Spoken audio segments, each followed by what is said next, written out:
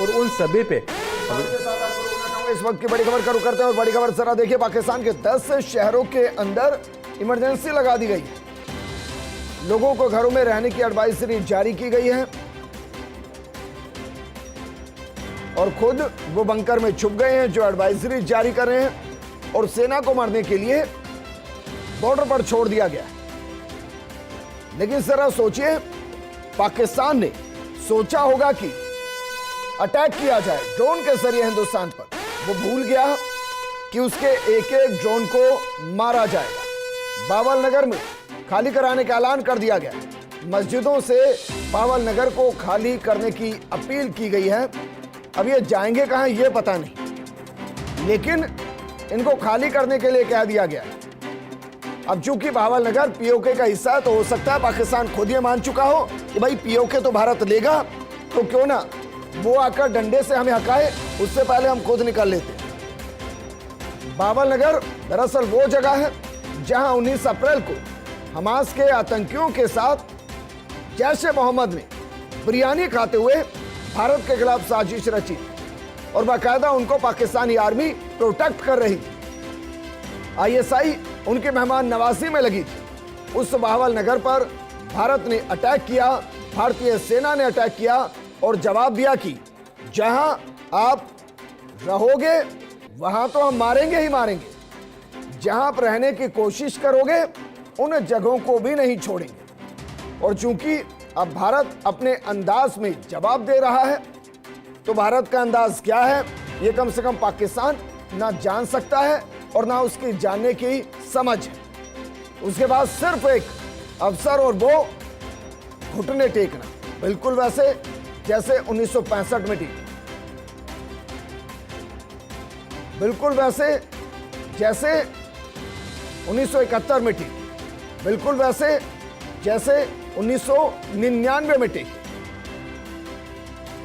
बावल नगर जहां मीटिंग खेल रहे थे, वहां भारतीय सेना बिना इनविटेशन के जब पहुंची तो वहां जो रहने वाले थे वो मेहमान नवाजी की जगह भाग गए, क्योंकि उनको लगा कि शायद भारतीय सेना उनकी मेहमान नवाजी करने ना आ जाए। मस्जिदों से ऐलान हो रहा है, जिन मस्जिदों से तकरीरें हुआ करती थी, भारत के खिलाफ साजिशें हुआ करती थी, अब उन मस्जिदों से बावल नगर को खाली कराने की रिक्वेस्ट हो रही है। और ये रिक्वेस्ट नहीं है, ये शायद मस्जिदें बता रही हैं कि जितनी मस्जिदें आपको बचा सकती थी वो बचा लिया, अब भाग जाइए वरना मारे जाओ। क्योंकि इन मस्जिदों से ही, पाकिस्तान के अंदर की मस्जिदें ही वहाँ आतंकी अड्डे बने हुई थी, जहाँ आतंकियों को पाला जाता था, उनके हेडक्वार्टर बनाए गए थे, बाकायदा वहां से तकरीकों के नाम पर जहर उगला जाता था।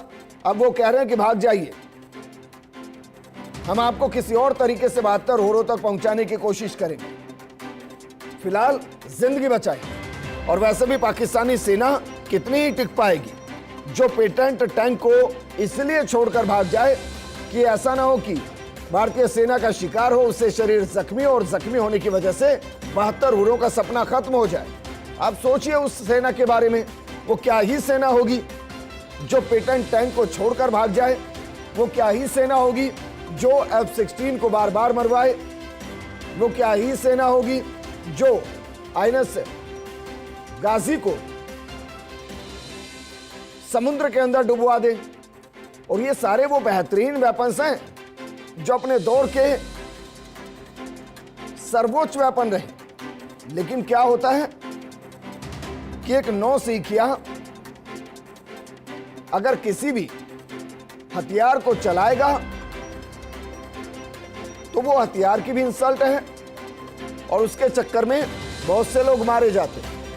पाकिस्तान के साथ यही हो रहा है। उसने सोचा दोस्त चाइना का एयर डिफेंस सिस्टम हमारे